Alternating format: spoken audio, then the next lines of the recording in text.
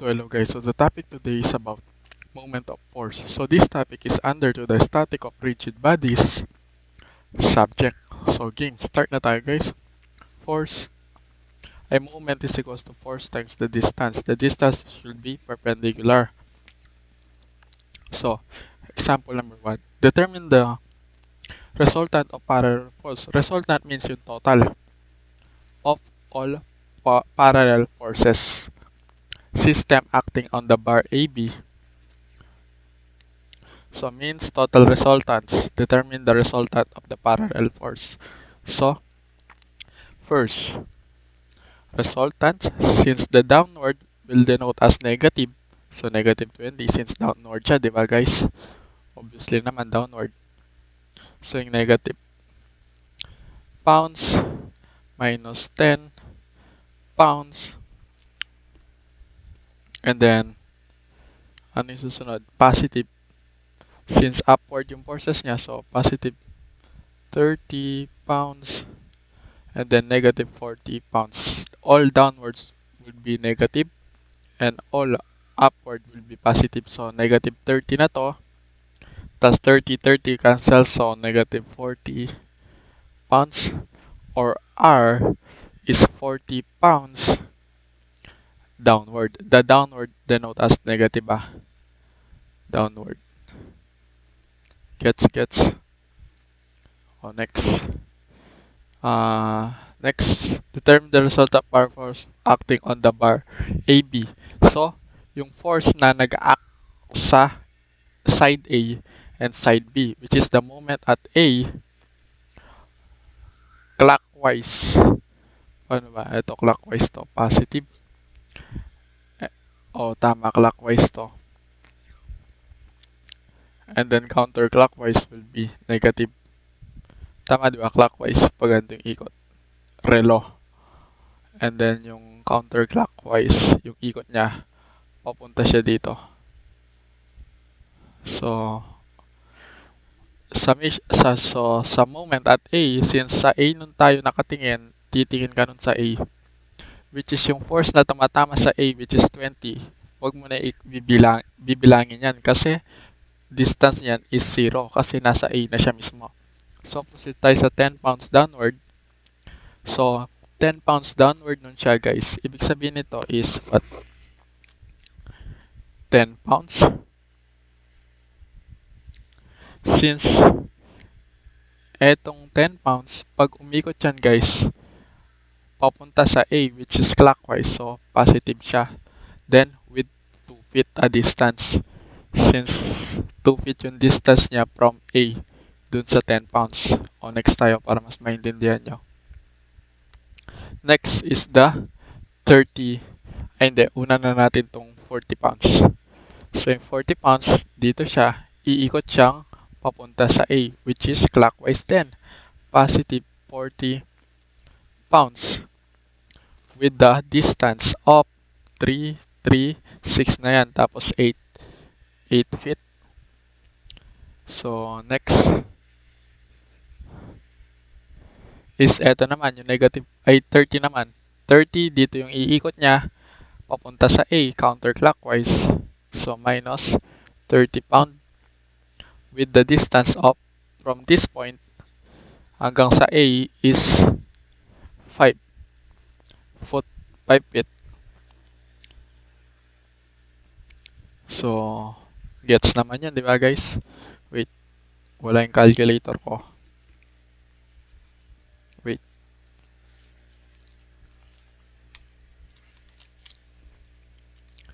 Ten multiply sa 2 plus 40, 8 minus 30, then 5.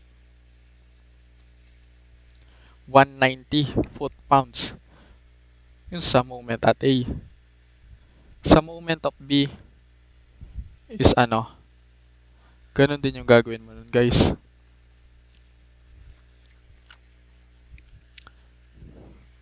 So, moment at B. So, dito naman tayo naka-base kasi dun siya naka-moment. Gets ba? Ibig sabihin yung forces na nakatutok sa B, di nyo nabibilangin yan. Tatanggalin nyo na kagad yan. Huwag nyo nang ilalagay pa. since 0 din naman siya. So, first, eto muna, yung 30 pounds. 30 pounds, iikot yan papunta sa B with a clockwise rotation. 30 pounds with a distance of 3 feet. Gets naman yun now, guys. O, next. Eto naman, yung 10 pounds, iikot yan papunta sa B with a counterclockwise rotation. So, negative 10 pounds with a distance of 3, which is 6 feet. 3 plus 3, 6. O, next. So, 20 pounds. Ito yun, iikot yan papunta sa B with a counterclockwise rotation. So, negative 20 pounds with a distance of 2, 3, 3, 8 feet. The distance is the distance niya kung saan kayo nag-moment guys. So, moment at B. 33 minus 10, 6 minus 20, and 8.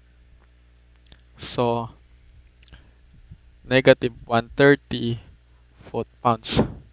Or, moment at B is equals to 130 foot-pounds. The negative sign is denoted as what? Counterclockwise rotation. So, matatanggal na yung negative nandito. Kasi naka-denote naman na counterclockwise is negative. Gets? So, hanapin natin yung distance of moment at A and moment at B. So, ano yung formula? Moment is equals to force times the distance. So, moment of A muna tayo. Tapos dito yung moment at B equals to force times the distance. Which is the force is your resultant. Force should be your resultant. So, moment at A. Oops, sorry. Plug and play na lang to. Yung moment at A mo 190 foot-pounds. Tapos yung force mo which is R is 40 pounds, di ba? Tapos yung D, distance is denote as the distance from A. Tapos this distance at B. Gets? So, distance at A is equals to 190 foot-pounds all over 40 pounds. Distance at A is 190 divided 40, 4.75 feet.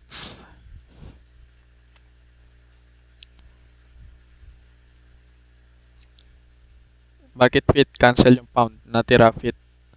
So, moment at B. Ano yung moment at B? 130 foot-pounds. Then, yung R natin, which is the resultant, is 40 pounds, di ba? Then, unknown is the distance of B. The distance of B is 130 foot-pounds all over 40 pounds. Cancel yung pounds. Natira is feet. So, 130 divide 40. 3.25 feet.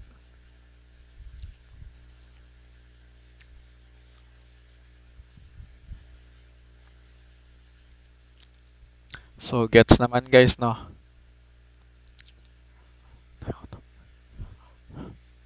Oh. So, ito yung solution natin. Dito muna.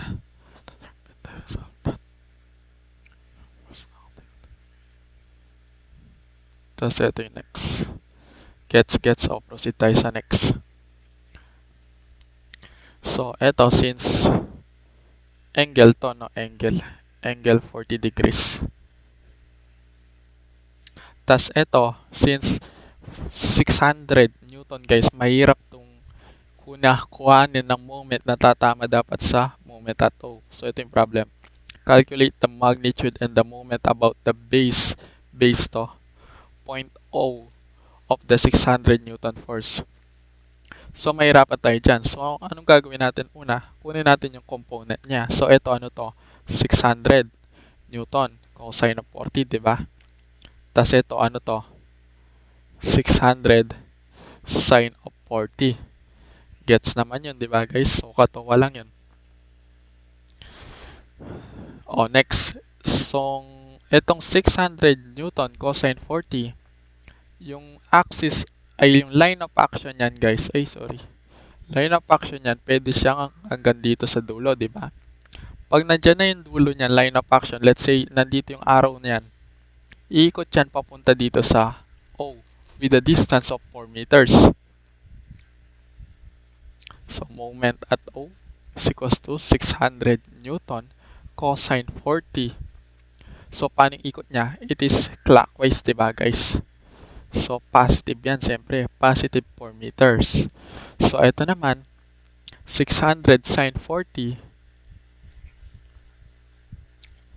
600 sine 40. Pwede itong i-extend ang line of action niya hanggang dito.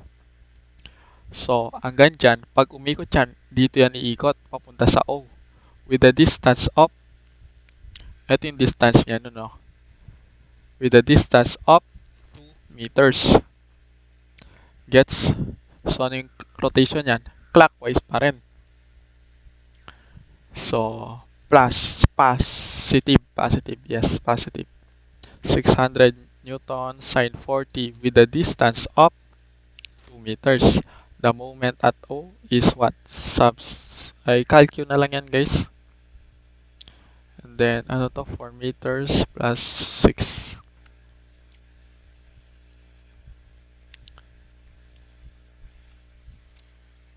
Hmm, 2609.85 Newton meter. So, this is the final answer for the moment. So, sabi kasi moment about the base point O. Gets? Oh, gets? Next, proceed. Determine the moment of the force about point O, which is ito yung O. So, since walang angle na nakalagay, hindi natin siya gagawing, wala tong angle. Halimbawa, meron tong angle, 60. Doon nyo gagawin yung cosine. Doon nyo gagawin yung ginawa natin dito. Ito, yung inano natin yung mga component ni resolve. Bagkus dito, wala siyang angle, so rekta-rekta lang to. Pero, given na distance na hypotenuse, which is 1, ba't maatras? 1. And then, unknown. Y, yung Y means length lang siya guys. Then X, anong length nitong X? Ito yung anong length nitong Y. So, from what? Sine. So, pwede siyang gawing sine 50 degrees para makuha lang yung Y. So, opposite over hypotenuse. Hypotenuse is 1. Y is equals to 1 meter sine of 50. Y is equals to 1 sine 50, 0.77 meters. So, with a distance of 0.77 meters. So, kung trip mong hanapin yung X, hanapin na rin natin cosine of 50 yan. Since angle, adjacent, and then hypotenuse. Cosine of 50 adjacent is X. Hypotenuse is 1. X equals to 1 meter cosine of 50. X equals to 1 multiplied by cosine of 50, 0.64 meters. So, 0.64. Lagyan natin to. Ito naman yan guys. Pwede natin extend yung line of action yan hanggang dito. Kung pag nandyan yung line of action natin yan, iikot yan patungo sa O with a clockwise rotation. So, 100 Newton with a clockwise rotation. So, positive yun, clockwise kasi. Diba guys? So, with the distance of, ano yung distance nito? 0.77 din kamukha nito. Meter moment at O, 100 times 0.77 is 77 Newton meter. Gets? So, I think nasundan naman. O, proceed tayo sa susunod. So, ito, locate the amount, ay lakihan natin yung figure.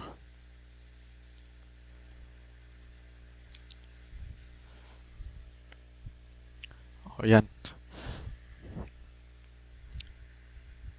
Oops. Yan, game. ba tayo sulatan? Ayun. So, game. Locate the amount and position of the resultant. So, position, yung amount, yun yung moment. Yung position naman, yun yung pwesto ng moment mo. So, locate the amount, moment, and position, yung position ng yung moment of the resultant of loads on acting on the Fink thrust shown in the figure. So, first, magmo-moment tayo sa A. Pwede naman sa B. Since pares lang yung sagot dyan kasi symmetrical sila. Symmetrical itong figure. So, game. So, sa moment at A,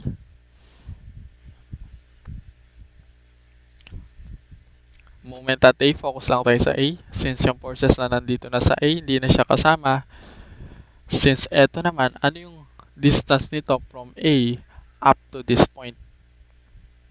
This point, up to this point, ano yung distance niya? Pero yung given lang is 10. Yung 10 yung kabuuan. Kabuuan from A up to this 2,000 pound. So, first, hanapin muna natin yung distance of the 300 pounds hanggang sa A. So, ganito yung triangle niyan, di ba guys? So, etong triangle na to, guys, ganyan siya, di ba? Ito ay perpendicular siya, which is 90 degrees. 90 degrees, which means 90 siya yung angle niya dyan. So, with a distance of 10. Ibig sabihin, kung ano yung ano yung inaano ng right angle is, ibig sabihin siya yung hypotenuse. So, this will be the hypotenuse. So magde-denote tayo ng letter A ito and letter B. Ito naman yung tinatawag nating with a given angle of 30 degrees pala. So, ano yung sinusuntok ng 30 degrees angle? This will be the opposite and this will be the adjacent. Gets? So, next is ano yung magandang gawin para makuha yung distance na nandito hanggang doon. Hanapin muna natin yung A and B. Paano na natin hahanapin yung A and B, guys? Cosine, which means cosine 30 degrees. Adjacent is A, hypotenuse is 10. A is equals to 10 cosine of 30. 8.66 feet to. Tapos dito naman, sine 30 degrees. Opposite natin is B over hypotenuse is 10. So, yung B natin is what? 10 sine 30, 5 feet. May feet to guys. Kinross multiply ko lang yan. Pagitan nyo na sa solution nyo. O game. Since A and B, meron na siyang values, so anong gagawin natin yan sa susunod? Pwede natin itong hatian into two right triangle. Etong kulay orange, denote natin to as height. O game, denote natin to as height, no? So, paano yung figure natin yan? Ganito na siya. Yung orange, yun yung height, di ba guys? Ito yung 30 degrees angle. With the value of A is 8.66. With the value of, eto, unknown yan to, di ba? Ito yung kailangan natin mahanap. Which is, eto yun. Dito, hanggang dito. Yun yung X. Eto yun Gets? So, paano natin hahanapin to? Since yung X yung kailangan natin, cosine 30 degrees. Adjacent yung X. Ito yung angle mo. Yung hypotenuse natin is 8.66 X. So, yung X natin, cross multiply lang yan guys. 8.66 times cosine 30, 7.5 feet. So, yung X natin with a distance of 7.5 feet. So, buray na natin to. Ayusin na natin.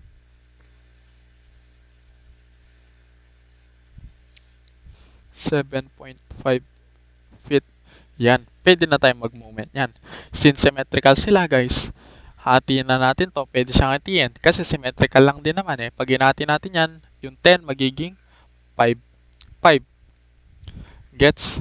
Since symmetrical naman sila, yung eto hanggang sa B is 7.5 lang din.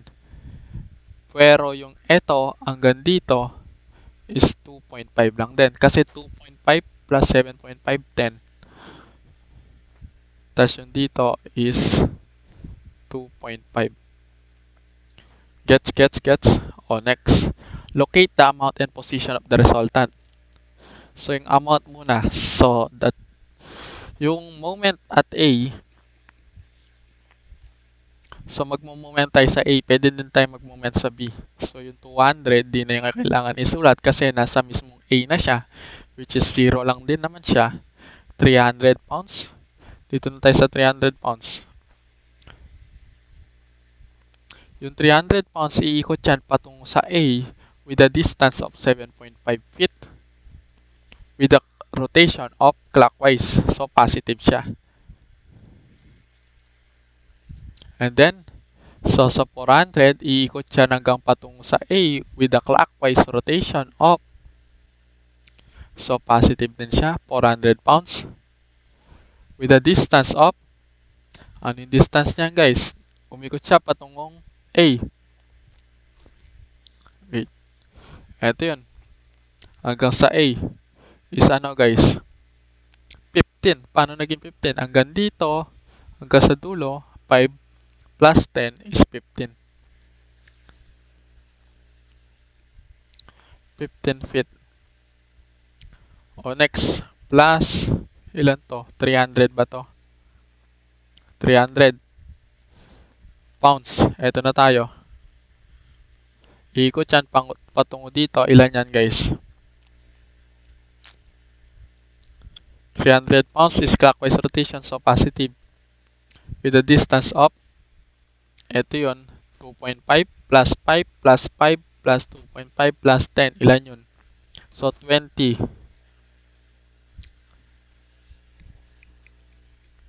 So 10 plus 5 plus 5 plus 2.5 equals so 22.5 lang to, di ba?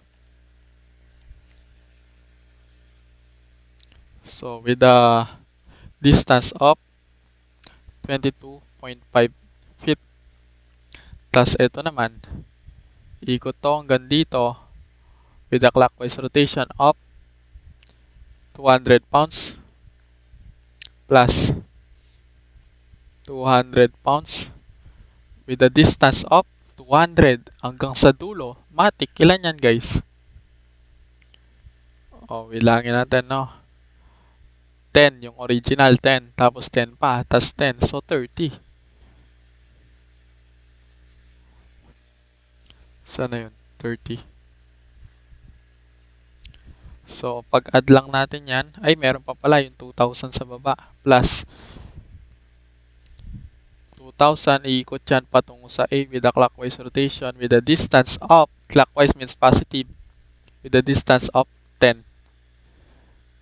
Up to this point hanggang sa A is 10 feet.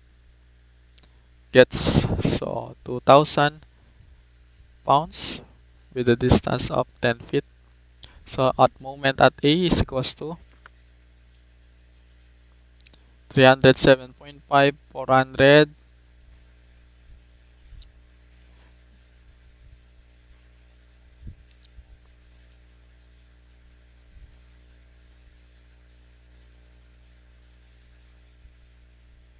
$41K. 41 pounds yan 41 pounds. So, locate the amount and position of the resultant.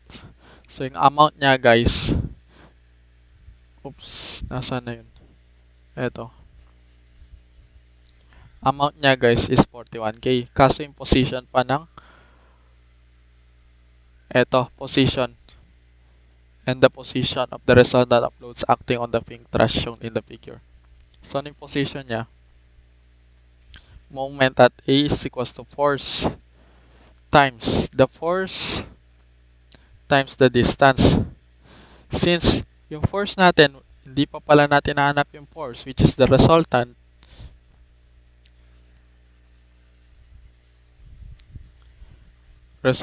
Yung F nun, palitan mo lang ng R.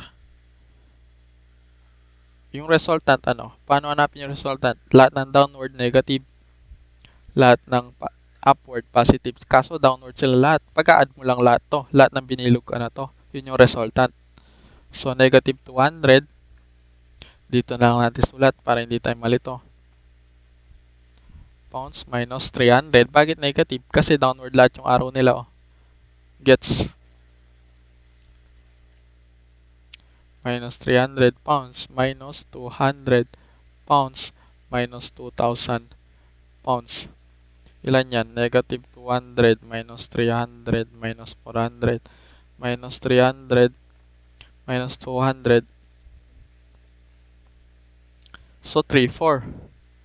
R will be equals to negative 34 pounds. Kaso, R can denote as positive 3,400 pounds downward. Downward to. No, downward. 3,400 pounds downward. So, yung moment at A, substitute lang tayo. Pounds ay foot pound. Sorry, this will be foot pound. Kasi foot times pound lang yun.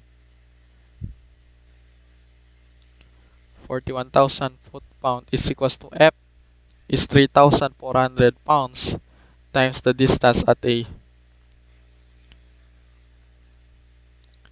The distance at A, 41k foot pounds all over 3,400 pounds.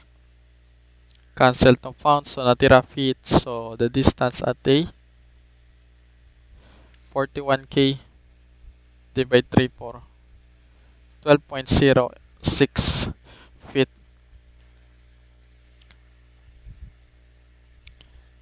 12.06 yan guys. So ito yung final answer. So I think nagets nyo naman. Basta tandaan, clockwise is positive, counterclockwise is negative. Then katapos nun is yung formula for moment is force times the distance. Force times the distance lang. Lahat ng pag naghanap ng resultant, lahat ng downward will be negative. And then lahat ng upward will be equals to positive. So, I think nagets naman guys. And your resultant will be equals to ilan to? 4 pounds downward. 3,400 pounds downward. Okay. Gets. So that's all guys. Thank you for watching. Good luck. See you and God bless.